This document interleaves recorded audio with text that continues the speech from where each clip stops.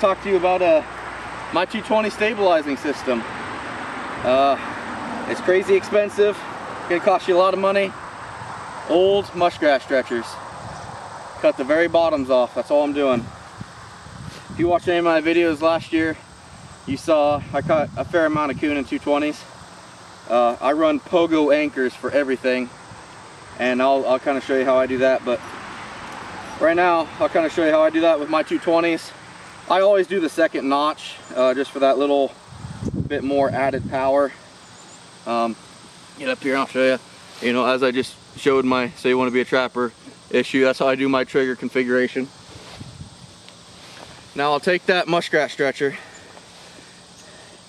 and I will compress it, and I will go down in between the jaws all the way down, and it opens up and it'll actually grip that 220 really nicely. You know, the top I leave a little bit exposed. This is one of the best things about this. You can move this stretcher up or down depending on how deep you want it to go in the soil, or how deep or how much overhead you want on it. If I turn this sideways, it'll work a little easier. You know, you can compress it, pull it out a little bit to go down. You got a little bit more over the top, whatever your soil type is.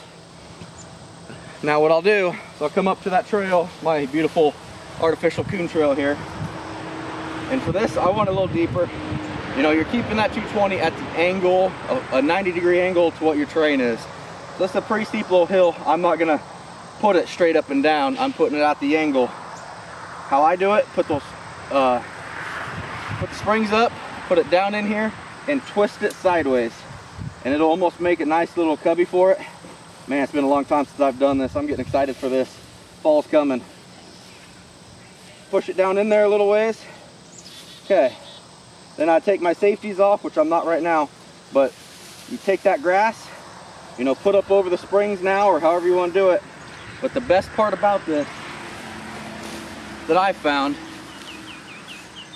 is I'll put grass.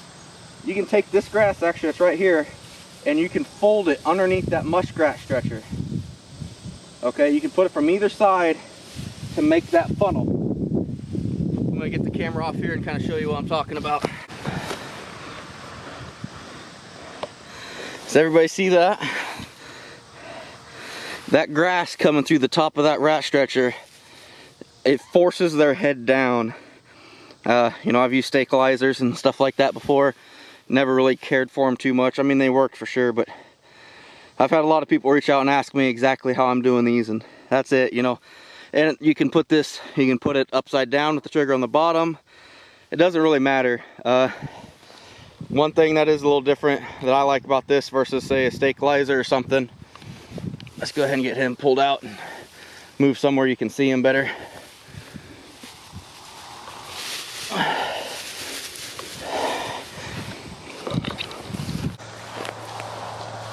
So I'm anchoring this probably about right here with a pogo, guys. Right where my hand's at. The reason being, when this hits something, you know, make sure my safeties are on here. When this catches something, this whole system, sometimes the rat stretcher will still stay there, which how it gets out of that rat stretcher I have yet to figure out. Oh no, we got another bee. Whew. Anyway, so pull this out, come downhill, you know, because everyone, you know, it dispatches them, but you got that few seconds where they're gonna toss and turn a little bit, and it'll swing down here out of the trail. You know, so now you got this dispatched animal out of that trail, and it's moving. You know, the trail's flowing fluently. There's a big, in my opinion, you leave that animal dead here in the trail. Even once you've come grab that raccoon, that area smells way different now.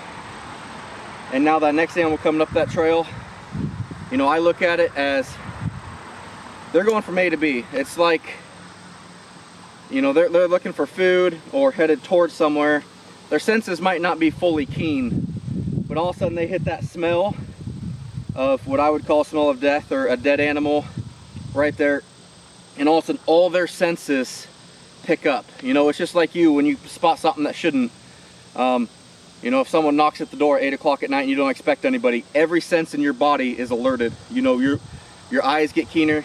And I think, you know, if you set this here, you catch a coon in it, that next coon coming up, he's gonna be walking, all of a sudden, boom, smells something he don't like. And that's when he's looking. And I really think that's when he's gonna find your 220. If you have refusals or avoiding, you know, stuff going around, things like that. I really think that's because their senses were alerted before. A lot of trappers I've talked to said they do really good catching 1 or 2 coon in a trail and then it kind of goes dead on them. In my opinion, a lot of that, not all of it, but has to do with that dead animal right there. It's not like a dog proof or something where they're alerted with some blood or something from previous, but hey, there's food there. This is a little different. So that's my thought process on it. You know, it's so simple, guys. And this is a new 220, brand new. I bought a few new ones, just start replacing some of my older ones. Just filmed it in my So You Want to Be a Trapper one, so that's why I'm using it. But you know, these things, it's so simple. Literally take that muskrat stretcher, compress it right through there, go the depth you want it, and that's it. You know, it works out phenomenal. I lose maybe 3 of these a year, the stretchers that I can't find. I've thought about, someone's like, oh, put some, you know, flagging or something on it. It's just gonna draw attention to thefts, and as well as raccoons taking their, you know, their focus away from going through this thing. But I had a lot of questions on it. I just want to do a video real quick and clarify how I do it.